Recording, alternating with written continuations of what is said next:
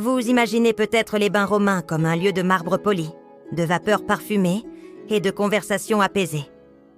Un symbole de raffinement et d'hygiène, le cœur battant de la civilisation. Mais en vérité, c'était la plus belle piscine municipale de l'enfer. Un endroit où l'odeur d'huile masquait à peine celle de la crasse, où chaque plongeon pouvait signer votre arrêt de mort. Derrière les arches majestueuses des thermes, des milliers de citoyens se pressaient chaque jour. Des sénateurs en toge, des marchands prospères, des soldats, des esclaves.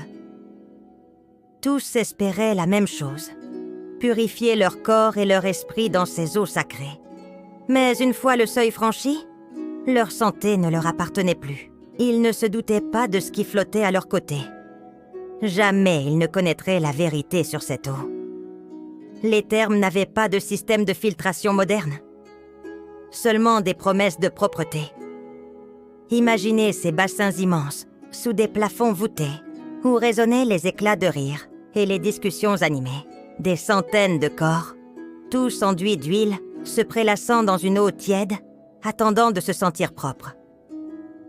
Un seul but, celui de laver son corps des impuretés de la journée. Mais dans ce temple de l'hygiène, tout n'était qu'illusion.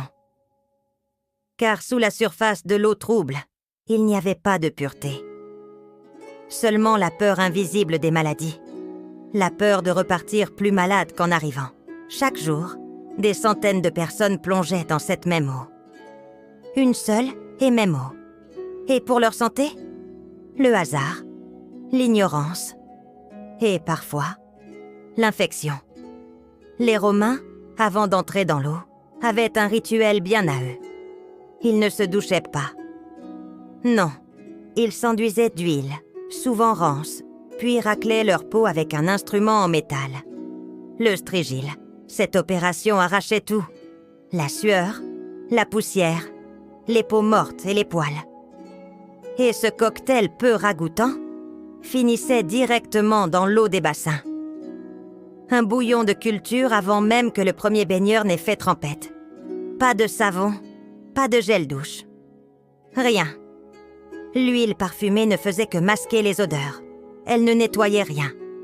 Les impuretés restaient collées à la peau, puis se dissolvaient lentement dans l'eau partagée par tous. Imaginez une soupe tiède, où flottent les restes de centaines de gommages corporels. Les archéologues, en analysant les sédiments des anciens thermes, ont fait des découvertes glaçantes.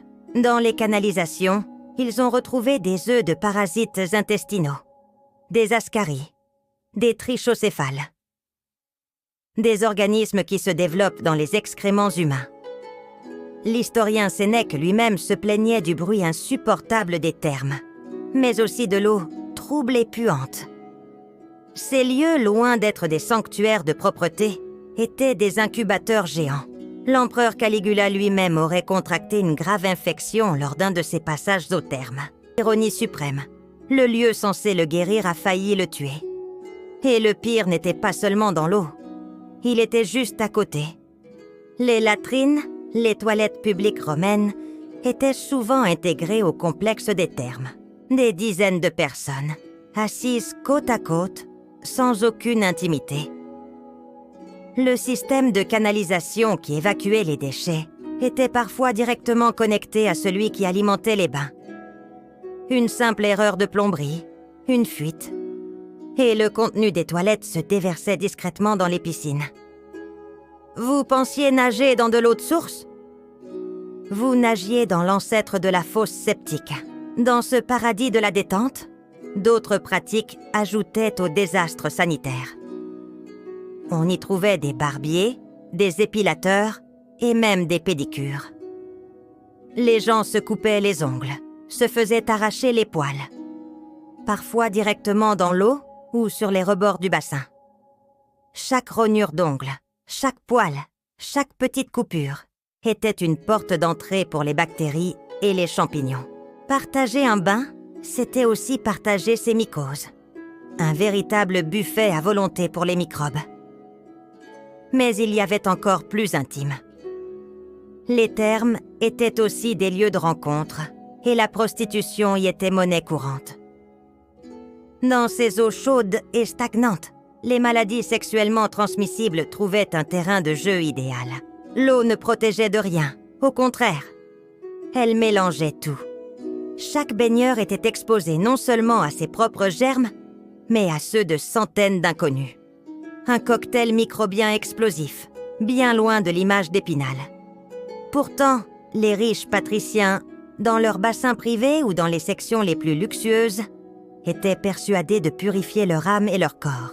Ils sortaient de là convaincus d'avoir atteint un sommet de civilisation et de propreté. En réalité, ils nageaient dans une illusion. Un mélange invisible d'huile rance, de sueur, d'urine, de parasites et de maladies. Les Romains n'allaient pas au terme pour être propres. Ils y allaient pour être vus, pour socialiser, pour faire des affaires. L'hygiène n'était qu'un prétexte. Et ce qu'ils prenaient pour de l'eau purificatrice n'était qu'un bouillon de crasse partagée.